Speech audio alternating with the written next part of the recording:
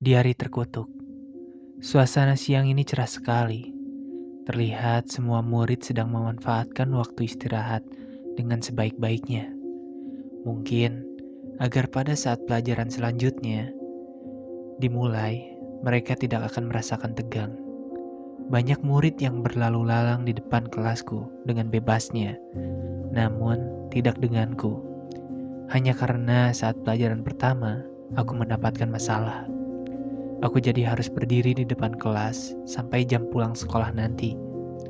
Dan setelah hukuman ini selesai, masih ada satu hukuman lagi yang menggangguku. Dan hukuman itu adalah membersihkan halaman sekolah. Benar-benar menyebalkan, padahal masalah yang tadi kan bukan salahku. Lucy, maaf ya, sesal Rani sambil menatapku. Kita kan friend, masa mau ngambek terus? Ia menarik-narik tanganku. Teman sih teman, tapi kalau kena hukuman, jangan ngajak-ngajak dong, jawabku ketus. Iya, maaf deh. Rani terus menatapku dengan wajah seperti akan menangis, hingga membuatku iba. Sahabatku yang satu ini memang tahu bagaimana caranya membuatku berhenti marah padanya. Saat sekolah sudah terlihat sepi, aku dan Rani masih menyapu di halaman sekolah. Padahal, jam di tanganku sudah menunjukkan pukul 1:30. Tapi sampah di halaman belum habis juga. Benar-benar menyusahkan. Hore, akhirnya kerjaan kita selesai juga, kataku dengan sangat senang setelah melihat halaman yang sejak tadi kami bersihkan telah bersih. Oh iya Lucy, aku harus pulang dulu nih. Soalnya setengah jam lagi aku ada les bahasa Inggris. Kamu gak apa-apa kan kalau harus buang sampah sendiri? Tanya Rani. Gimana ya? Aku berpikir sejenak. Ya udah deh, gak apa-apa, kataku sambil tersenyum tipis. Oke, kalau gitu aku duluan ya. Rani beranjak pergi setelah mengambil tasnya di kelas. Sebenarnya sih membawa tempat sampah ini sendirian pasti akan terasa berat. Tapi karena Rani sering membantuku, jadi aku akan menganggap ini sebagai balas budi. Aku menjinjing tempat sampah itu menuju kontainer. Karena kontainernya sedikit tinggi, aku jadi harus mengangkat tempat sampah itu agar bisa mengeluarkan isinya. Benar-benar berat, lenganku jadi terasa sakit. Setelah tempat sampah itu kosong, aku segera melangkahkan kakiku untuk menuju kelas. Namun setelah beberapa kali, aku menghentikan langkahku. Kini pandanganku tertuju pada sebuah buku berwarna biru yang ada dekat kontainer. Aku meletakkan tempat sampah yang kubawa lalu memungut buku itu. Ini diari, tanyaku sambil membuka satu persatu lembaran buku itu. Sepertinya buku ini sudah dibuang. Kulihat tulisan berwarna merah yang tertulis dalam buku itu. Susah payah aku membaca tulisan itu, tetapi tetap tidak bisa. Tinta yang digunakan sangat tipis, juga telah luntur, seperti terkena air. Ya ampun, udah jam segini, seruku setelah melirik jam tanganku yang telah menunjukkan pukul 2 atau jam 2 siang. Aku meletakkan buku itu ke tempatnya semula, lalu menjinjing tempat sampah dan berlari menuju ke kelas. Aku meletakkan buku itu ke tempatnya semula, lalu menjinjing tempat sampah dan berlari menuju kelas. Setelah mengunci kelas, aku bergegas pergi meninggalkan sekolah. Tapi, saat sampai di gerbang, langkahku terhenti. Aku teringat dengan buku diari yang kutemukan tadi. Tiba-tiba, perasaan aneh menghampiriku. Rasanya ingin sekali aku mengambil dan membawanya pulang. Tapi yang aku tahu, itu hanyalah diari yang telah lusuh dan terbuang. Tanpa berpikir panjang, aku segera berlari menuju kontainer. Meski rasa lelah sudah kurasakan sejak tadi, aku tetap memaksakan diri untuk berlari cepat.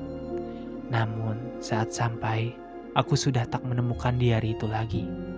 Aneh, padahal tadi aku sudah meletakkannya di sini. Apa mungkin ada orang lain yang telah memungutnya?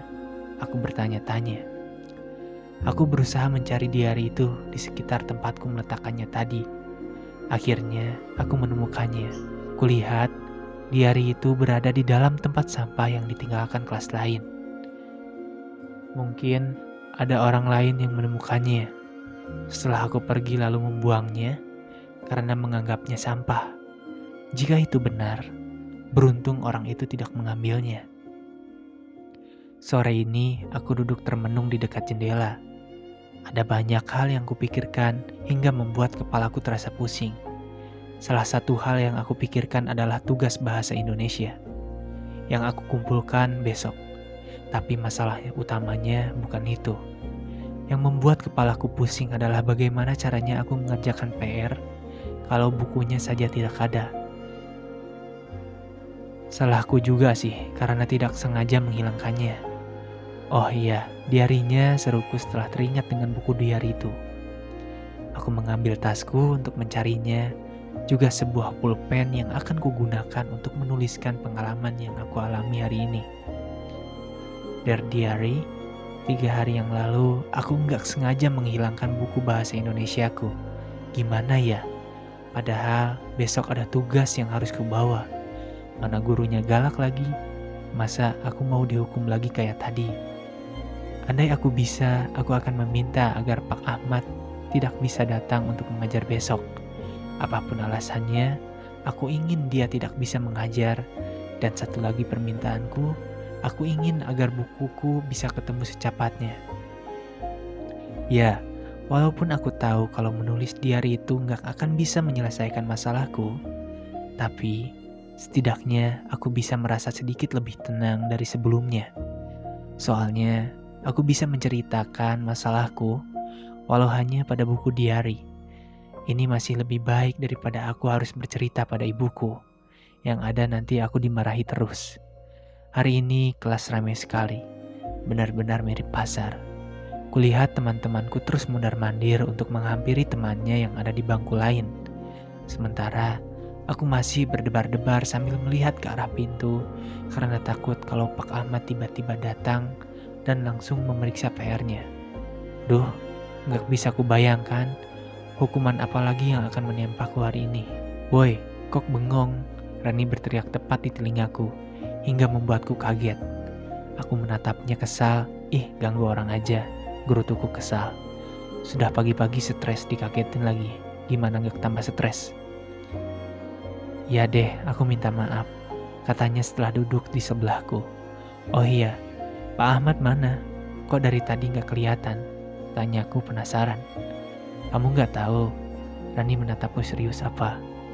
Hari ini tuh Pak Ahmad gak bisa ngajar. Katanya sih lagi sakit. Aku tertegun mendengar jawaban Rani. Sakit batinku. Perasaan kemarin Pak Ahmad masih bisa mengajar di kelas sebelah. Kok sekarang tiba-tiba sakit ya? Tapi sudahlah. Bukankah itu artinya ini adalah hari keberuntunganku? Dengan begini, aku tidak akan kena hukuman. Setidaknya aku masih punya waktu seminggu lagi untuk menemukan buku itu.